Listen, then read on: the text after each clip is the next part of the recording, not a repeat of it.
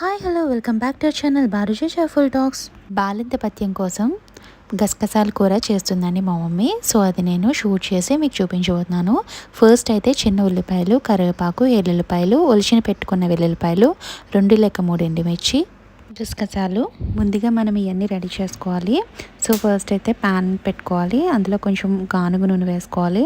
ఇందులో 2 స్పూన్లు ధనియాలు, 1 స్పూను జీలకర్ర, 2 లేక 3 ఎండుమిర్చి వేసుకొని బాగా వేపుకోవాలి. మనం గసగసాలు కానీ చిన్న ఉల్లిపాయలు కానీ పచ్చిగానే గ్రైండ్ చేసుకోవాలి. ఇవైతే వేపకూడదు. చిన్న ఉల్లిపాయలు ఎందుకు వాడతారంటే నడానికి చాలా బలం అండి. సో బాలంతలు ఎప్పుడు చిన్న ఉల్లిపాయలు మాత్రమే వాడాలి. ఇవన్నీ చల్లారాక మనం గ్రైండ్ చేసుకోవాలండి. ఇందులోనే గసగసాలు, చిన్న ఉల్లిపాయలు కూడా వేసుకోవాలి. ఇవి పేస్ట్లా చేసుకోవాలండి. గ్రేవీ కోసం ఇది కొంచెం వాటర్ వేసుకొని పేస్ట్లా చేసుకోవాలి. ఎక్కువ వాటర్ అయితే వేయకూడదు. 8 డేస్లో తీసుకుంటే ఒంటికి చలవ చేస్తుంది. వెల్లుల్లిపాయ రెబ్బలు వేసుకోవాలి. వేసుకొని మరి ఒకసారి పేస్ట్ చేసుకొని పక్కన పెట్టుకోవాలి. మళ్ళీ ఇంకో ప్యాన్ తీసుకోవాలి. సో అందులో కొంచెం ఆయిల్ వేసుకొని వెల్లుల్లిపాయలు వేసుకోవాలి. ఎన్ని ఎక్కువ వేసుకుంటే అంత మంచిదండి బాలింతలకి. వెల్లుల్లిపాయలు అనేది బాగా వేయించుకోవాలి. మనకి ఎన్ని ఎక్కువైతే అన్ని వేసుకోవాలండి. నేనైతే ఒక పాయి వేసుకున్నాను. ఇందులోనే కొంచెం ఆవాలు వేసుకున్నాను. ఇంగువ వేసుకోవచ్చండి. ఎందుకంటే బిడ్డకి గ్యాస్ ప్రాబ్లం ఏమీ రాకుండా ఉంటుంది. కడుపు నొప్పి కానీ ఏమీ రాకుండా ఉంటుందంట. వాళ్ళు చెప్పలేరు కదా, మనం ఆకలేమో అని పాలు పట్టేస్తూ ఉంటాము. ఇదిగోండి ఇలాగా ఎర్రగా వేయించుకున్నాక కరివేపాకు వేసుకోవాలి.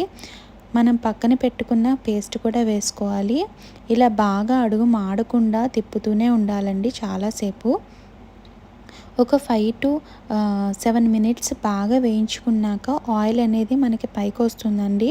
అప్పటి వరకు వేయించుకుంటూనే ఉండాలి. బిడ్డ అనేది ఎందుకు ఏడుస్తున్నాడో లేదంటే ఎందుకు ఏడుస్తుందో తెలియదండి. ఆకలేమో అనుకుంటాము, పాలు ఇస్తూనే ఉంటాము.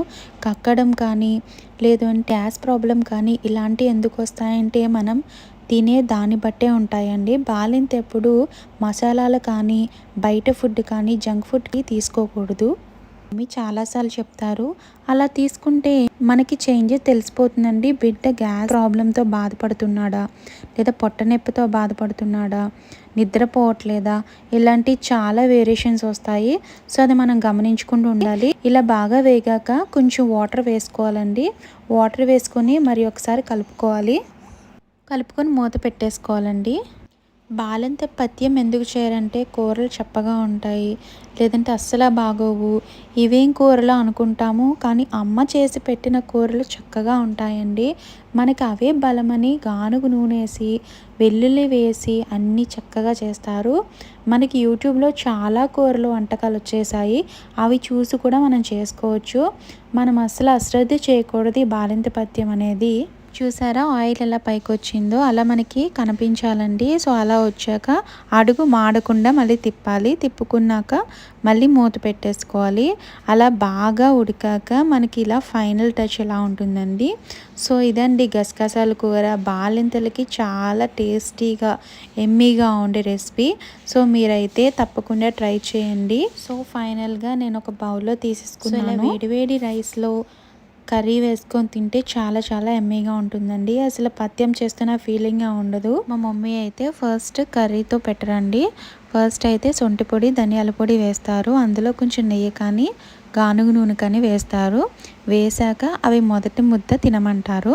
అవి ఒంటికి మనకి వేడి పుట్టిస్తుంది అంటారు.